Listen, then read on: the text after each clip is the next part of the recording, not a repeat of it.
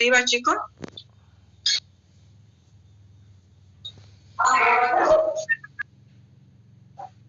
¿Ya les envié esta diapositiva? No, Lisa. No, Lisa. Concluyendo la clase ahora se las voy a enviar, ¿ya? Para que vayan estudiando. Bien. Habíamos hablado del presupuesto de producción. Este presupuesto de producción toma en cuenta las ventas que se van a realizar, más el inventario final deseado. Eso hace que tengamos el total de unidades requeridas, menos el inventario inicial, o sea, es decir, lo que existe, lo que hay en almacenes en ese momento en existencia, nos determina cuál es la cantidad que vamos a producir.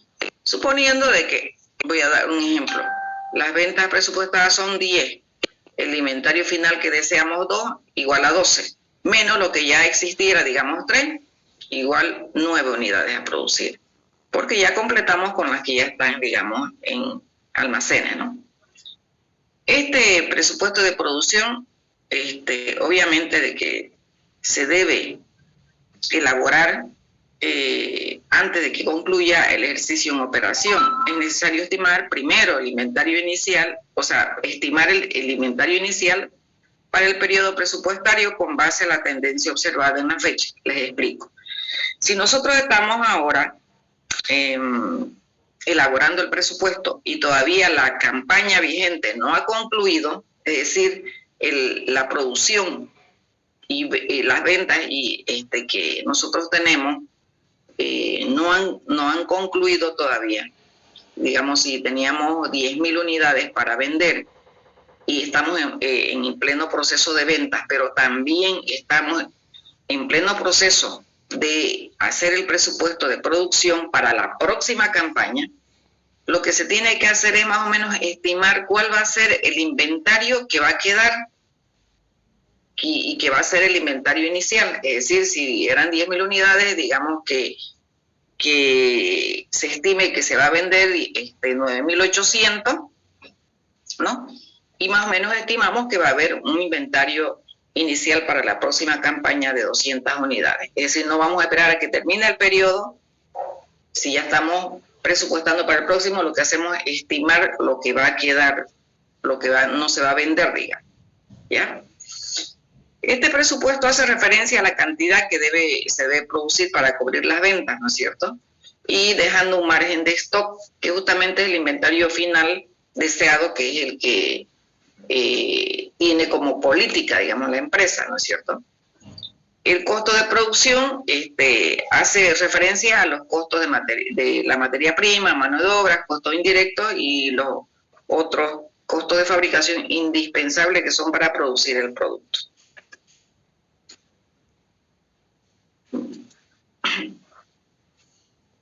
Estoy admitiendo a algunos.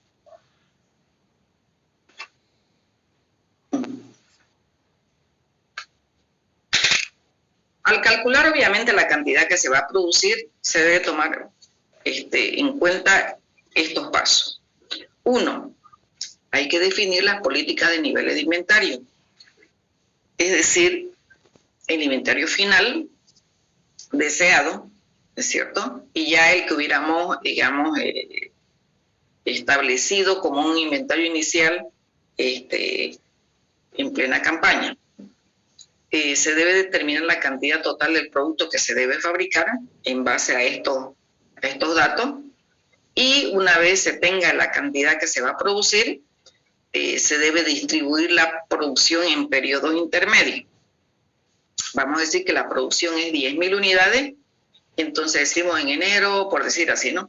O no, en julio será el 40% de la producción, en agosto el 30 y en septiembre el 30, digamos, ¿no? Eso va a estar en base a los pedidos que se tengan, porque la producción lo que hace es garantizar las cantidades suficientes de producto para la venta. Para lograr la coordinación de los objetivos y dentro de lo que es una buena planificación de la producción, se debe tomar en cuenta los siguientes aspectos. ¿Cuánto va a durar el periodo de producción? en el caso, en el ejemplo que nosotros hemos puesto, decimos 3 meses, ¿no? ¿Cuáles son las facilidades de producción? Tenemos materiales disponibles, tenemos disponible mano de obra, las instalaciones fabriles están adecuadas, tenemos capacidad de almacenamiento, hay suficiente capital para hacer frente a esta producción y los riesgos que conlleva también mantener inventarios finales, ¿no es cierto? Entonces lo que se tiene que tomar en cuenta con lo anterior que hemos mencionado es determinar las existencias máximas y mínimas de inventario.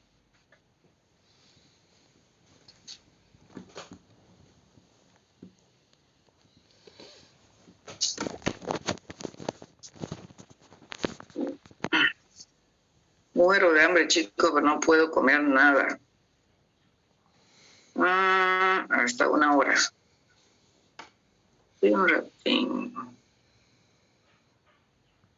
Hicimos algún ejemplo de... No, después lo vamos a hacer. Completito vamos a hacer. Ya sé.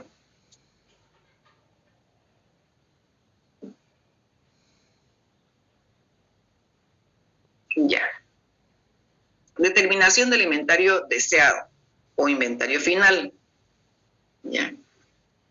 Es necesario determinar la existencia, ¿no es cierto?, necesaria para cubrir en forma eficiente las ventas precalculadas. En primer lugar, hay que tomar en cuenta que un inventario excesivo, ¿qué nos va a ocasionar? ¿No? Gastos innecesarios derivados del manejo de inversiones ociosas, es decir, capital durmiendo. Pago de seguros, intereses y riesgos. Sí. Cuando decimos pago de seguros, si lo vamos a tener almacenada, ¿no es cierto?, hay que contratar un seguro contra incendio o algún imprevisto que suceda, ¿no es cierto? Intereses. ¿Qué tal si para producir esas cantidades ha tenido que recurrir a un préstamo bancario? Entonces va a pagar intereses. Y si no las venden, es pérdida de dinero, ¿no es cierto?, si no venden esos productos terminados. Y el riesgo que conlleva, obviamente, de tener materia prima, producto terminado durmiendo ahí, o sea, es plata dormida, ¿no?, si no se logra vender. Y se corre en riesgo, digamos, uno de que se eche a perder y otro, digamos, que tengamos que pagar por algo que está producido pero que no se ha vendido y entonces se incrementan las pérdidas, ¿no? Por eso es necesario determinar un adecuado inventario. Y para eso se recomienda utilizar un procedimiento que se llama rotación de inventario, que ustedes lo deben conocer, ¿no es cierto? Esta rotación de inventario, ¿qué es lo que nos permite? Ver la cantidad de veces que rota las ventas respecto al inventario. Es decir, si nosotros producimos 10.000 unidades, ¿no?, y vendemos 10.000 unidades, tenemos una rotación de 1, ¿no es cierto? Pero si nosotros producimos 10.000 unidades y vendemos solamente 8.000 unidades, vamos a tener una rotación de 0,8 por debajo del 1. Y se dice que una rotación de inventario es buena cuando es igual o mayor que 1. Si tenemos una rotación menor que 1, es decir, en este caso 0,8, ¿cómo vamos a poder pensar en tener inventarios finales si ni siquiera hemos vendido, logramos vender lo que tenemos programado, ¿cierto? Y también podría darse el caso de que nuestra rotación sea mayor que 1, es decir, que producimos y vendemos el 100%, 1. Volvemos a producir cierta cantidad y vendemos y vamos a tener un adicional más, digamos, por decir 0,2 más. Entonces sumamos los dos, 1,02 o 1,2, perdón, ¿no? Entonces, fíjense ustedes de que a mayor rotación de inventario, ¿no es cierto?, es mejor porque se puede, digamos, de alguna forma programar inventarios finales, pero si la rotación de inventario es menor que 1, no. Aparte de eso de que como indicaba acá, los riesgos que conlleva, que me olvidé de explicarle. No solamente el riesgo de pago, no solamente es el pago de seguro o el pago de intereses, sino los riesgos de que se echen a perder. ¿Qué pasa? Si este es un producto fungible en el tiempo, hablemos los productos lácteos, si ustedes quieren, o los embutidos, ¿no es cierto? No son como para mantenerlos mucho tiempo en almacenes. Por más que yo le pague un seguro, o no van a querer asegurar ese tipo de producto porque saben que es fungible en el tiempo. Es como el asunto, digamos, en el agro, ¿no? En la parte agropecuaria. Nadie quiere asegurar, digamos, sembradíos y todo lo demás. ¿Por qué? Por factores externos, lluvia o mucha sequía, entonces trae pérdida. Y las empresas aseguradoras no se arriesgan a tomar esos tipos de seguros, ¿no? Entonces aquí también hay que ver los riesgos en el sentido de la naturaleza del producto, ¿no? Si es o no fungible en el tiempo, si aguanta, digamos, un buen tiempo estar almacenado. La rotación de inventario es una medida de análisis para determinar las veces que los inventarios de existencia, o sea, por la producción, dan vuelta respecto a las ventas, ¿no? Cuanto mayor sea la rotación, menor será la cantidad de capital de trabajo innecesario y mayor será la utilidad. Es cuando hablamos de economía de escala, ¿no es cierto? A mayor producción, menos costo, ¿no es cierto? Y mayores utilidades. Entonces, la fijación de las cantidades concernientes a constituir un inventario final debemos considerar los siguientes elementos. Ya hemos hablado acá, por ejemplo, de 3 aspectos: pago seguro, intereses, riesgo. Aquí vamos a profundizar un poquito más. Protección mínima contra riesgo, costo de mantenimiento del inventario, riesgo de obsolescencia, lo que les hablaba, tendencia de precio que se prevé. ¿Qué tal si nosotros producimos y llegamos a tener un costo de 10, ¿no? Y de pronto las tendencias son menores, o sea, llega a un precio de 9,8, por decirlo. ¿Qué vamos a hacer? Estaríamos perdiendo, ¿no es cierto? Y aparte de eso, ver la capacidad financiera de la empresa con relación a la existencia, porque si no le da la plata, entonces va a tener que recurrir a un crédito y ahí vamos a tener problemas de los intereses, ¿no es cierto? También tenemos, obviamente, inventarios de materia prima. Y estos inventarios representan un colchón de seguridad, ¿no es cierto?, entre la cantidad de insumos a conseguir y el volumen a comprar, ¿no? Y se debe establecer según el comportamiento de la adquisición y el mantenimiento de existencia. Es lo mismo, digamos, que en el inventario de productos terminados, ¿no? Aquí tenemos que ver dónde vamos a almacenar la materia prima, ¿no? Si vamos a tener la capacidad de producción, el comportamiento productivo, las necesidades de capital para poder comprar la materia prima, los pronósticos de ventas, ¿no es cierto? Porque eso es lo que va a determinar de alguna forma cuánto vamos a producir y cuánto vamos a necesitar de materia prima. La naturaleza de los insumos, es decir, que la materia prima también veamos que no sea fungible en el tiempo, ¿no? Los riesgos que se corren de obsolescencia también de la materia prima. Concurrencia de intereses, ¿a qué se refiere esto? Resulta de que hay veces la materia prima está, en ciertos momentos puede estar en un precio menor que el que habitualmente se compra, entonces ahí, digamos, el empresario decide hacer una compra adicional, ¿ya? Y hay que tomar en cuenta el efecto que hubiera de escasa existencia por tener menos materia prima que la que necesitamos, ponemos en riesgo la producción y después no cumplimos con nuestros clientes, o el efecto de excesiva existencia, ¿ya? Es decir, que compremos más de lo necesario. Un momentito, por favor, ¿eh?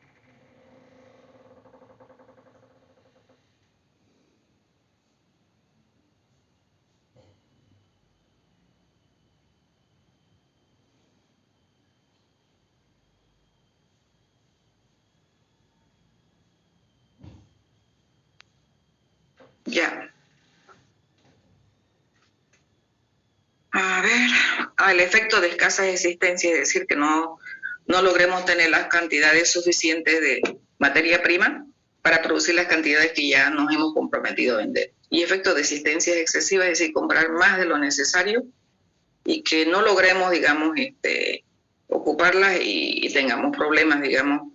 También sería capital ocioso que estaría ahí guardado. Correr el riesgo, digamos, también de obsolescencia, mirando, digamos, la naturaleza de la materia prima. Y bueno, ¿no? Y si de repente para poder tener más existencias digamos, no tenían la capacidad financiera y han solicitado un crédito, entonces también ahí hay intereses que pagar, ¿no es cierto?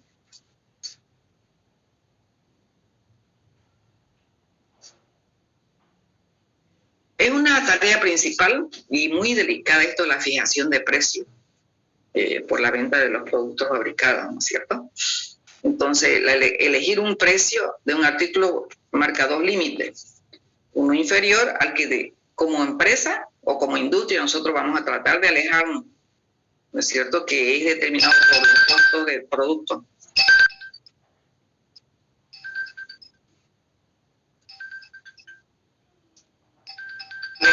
Así voy a comentar en 2 minutos.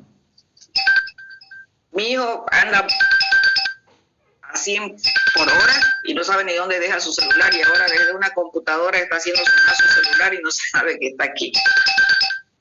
Grave, chicos, ustedes son graves.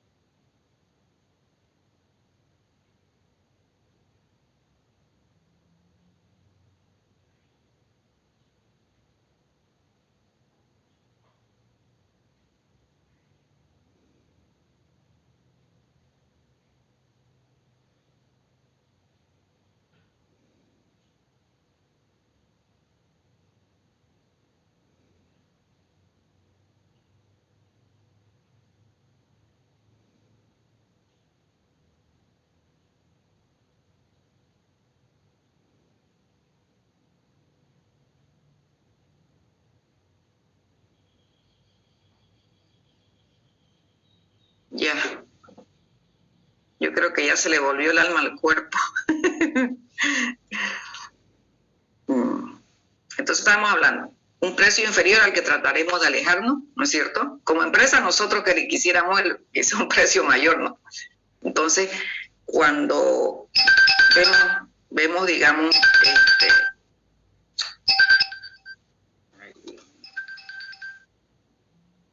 me han pasado el dato, creo.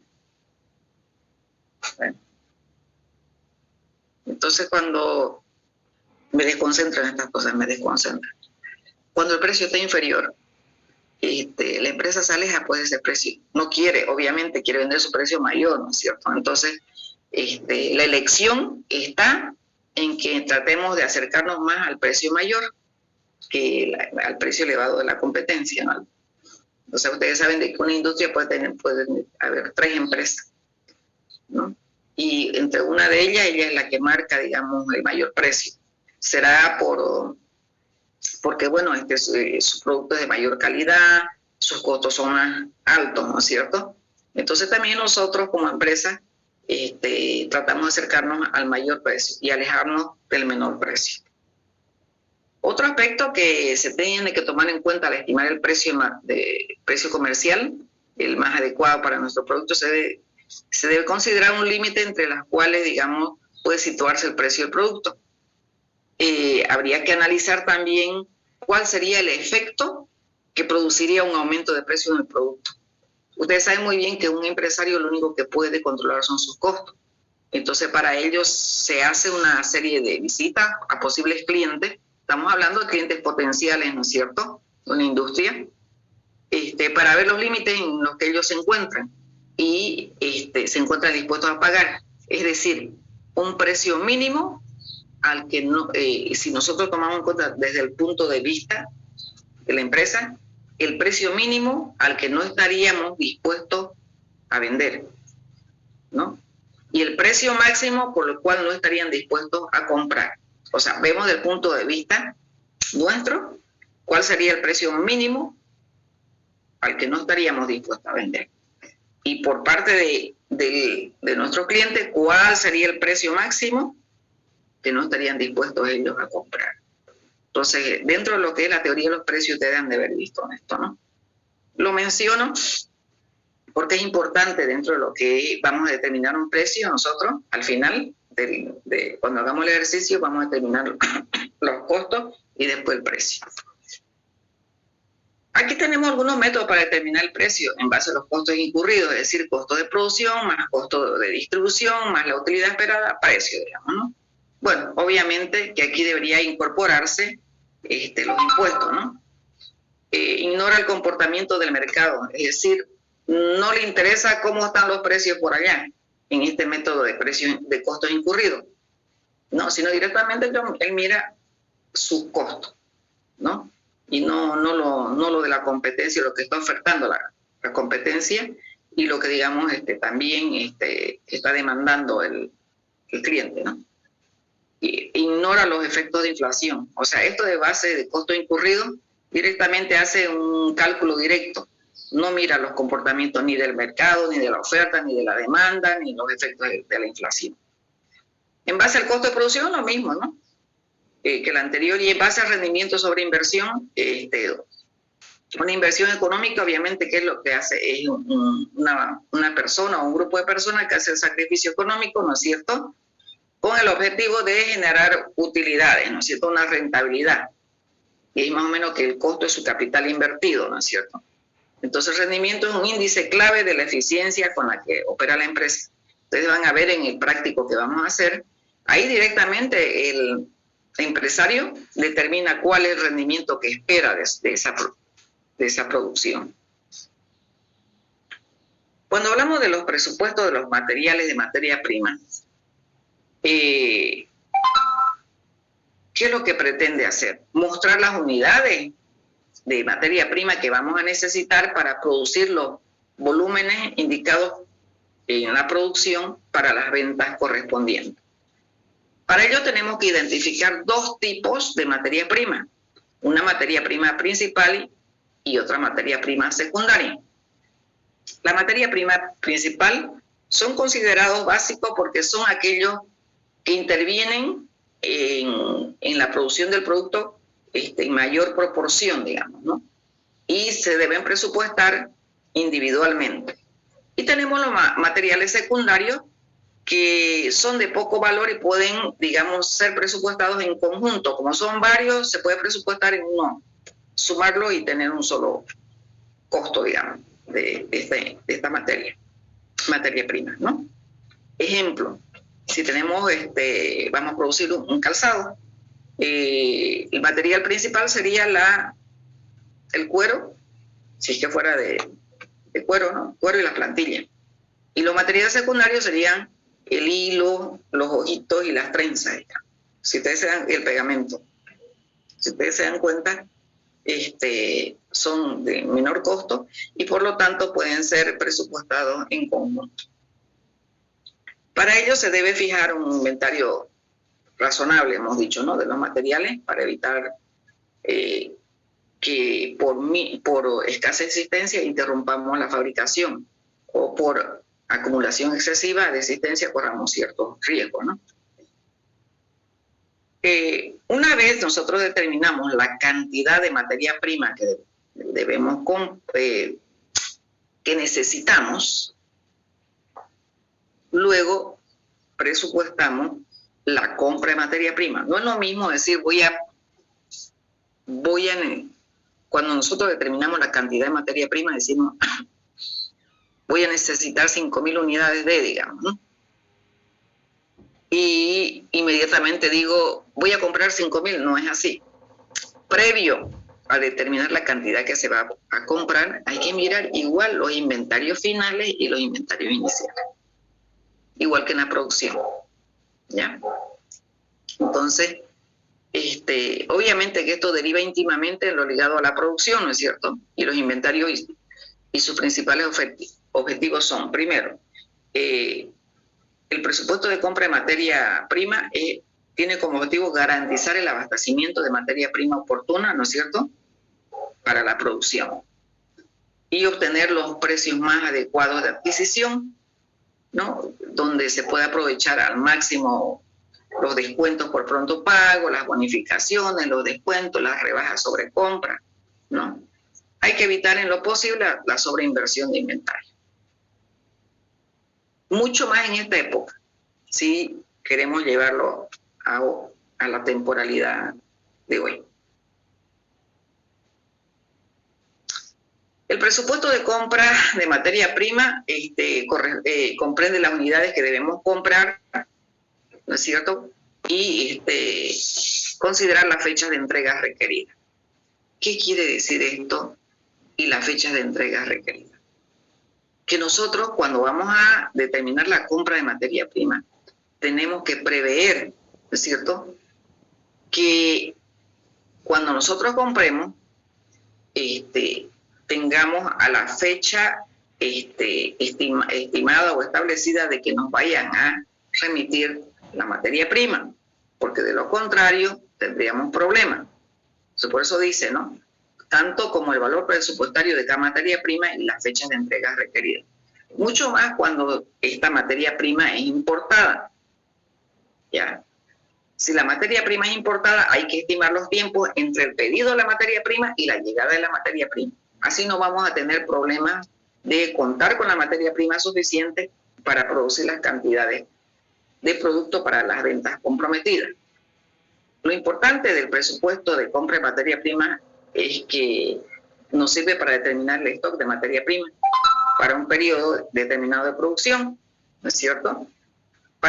Así también vamos a determinar la cantidad de efectivo para las compras de materia prima y obviamente para tener una visión más clara sobre la fluctuación de precio del producto, de la materia prima, obviamente el empresario o ya digamos los departamentos correspondientes saben en qué fecha deben adquirir la materia prima a un menor costo y deben aprovechar eso, ¿no? Al elaborar el presupuesto de compra de materia prima es importante tomar en cuenta lo siguiente. Si voy a comprar materia prima, debo ver también las políticas respecto a niveles de inventario, ¿no? Determinar la cantidad de la materia prima que voy a comprar y estimar el costo de la materia prima que voy a comprar. Hay que analizar posibles vendedores o proveedores, es decir, hay que seleccionarlo, con quién queremos trabajar, no dejarnos presionar si es un solo proveedor y que condicione su precio y nosotros tengamos que sumisamente, digamos, aceptar. Es importante de que la empresa tenga un pool de proveedores de tal forma que de ahí pueda elegir con quién trabajar, analizando las mejores condiciones y las ventajas que le puedan ofrecer a la empresa. El presupuesto de mano de obra es para presupuestar la mano de obra que nosotros vamos a requerir. Existen varios métodos. El método para calcularlo depende de cómo se hubiera establecido un sistema de costo estándar y el procedimiento que siga para el pago de salario. Uno, tenemos que tomar en cuenta lo siguiente. Cuando existe un sistema de costo estándar para el control de la mano de obra, se debe, digamos, calcular cantidad producida por costo estándar de mano de obra, ¿no? Y si la empresa paga jornales o a destajo de la mano de obra, puede calcularse también con mucha aproximación. Cuando decimos por jornales, pues decir diario y a destajo por materia, digamos, por producto terminado. Cuando ninguno de estos métodos se puede aplicar, la estimación del costo puede basarse en porcentaje de estimación o por último agarrar y mirar lo que la competencia está pagando, ¿no es cierto? El presupuesto de mano de obra se calcula en forma similar al presupuesto de compra de materiales, con la diferencia de que no se puede almacenar, ¿no es cierto? Entonces, por ello es necesario saber qué cantidad de obreros necesitamos y por qué tiempo, ¿no? Para los departamentos productivos. Y además saber las tarifas de salarios vigentes que hay en ese momento. Si son 3 o 4 empresas que están produciendo el mismo producto, entonces hay una referencia de cuánto es lo que pagan de mano de obra, ¿no es cierto? Y ¿cuál es el objetivo principal del presupuesto de mano de obra? En primer lugar, determinar cuánto nos va a costar la mano de obra para producir las cantidades que ya hemos determinado. La fijación de la cantidad y la calidad y el costo de la mano de obra determinan los fondos, es decir, los recursos que vamos a necesitar para pagar los sueldos, ¿no? El propósito de la mano de obra es determinar la calificación de los obreros, ¿no es cierto?, que se necesitan para ejecutar la producción, ¿no es cierto?, tomando en cuenta el tiempo en que va a requerirse la presencia de estos obreros para la producción. Calcular el costo de mano de obra para la producción que vamos a realizar, determinar el tiempo que lo necesitamos, también eso va a determinar la cantidad de recursos para pagar salario. Y sobre todo proveer las bases para medir el desarrollo del trabajo, ¿no es cierto?, y el control del costo en la mano de obra. Cuando nosotros decimos esto, proveer las bases para medir el desarrollo del trabajo y el control del costo de mano de obra, dice, para poder elaborar este presupuesto debemos tomar en cuenta lo siguiente. 1. Aspectos en cuanto al personal de trabajo. ¿Cuántos obreros necesitamos para la producción? ¿Dónde o cómo los vamos a encontrar? ¿Y cómo los vamos a evaluar? Si vemos desde el punto de vista del puesto de trabajo, debemos evaluar el trabajo que realiza y las especificaciones del sitio donde se va a desempeñar sus funciones. Eso es importante.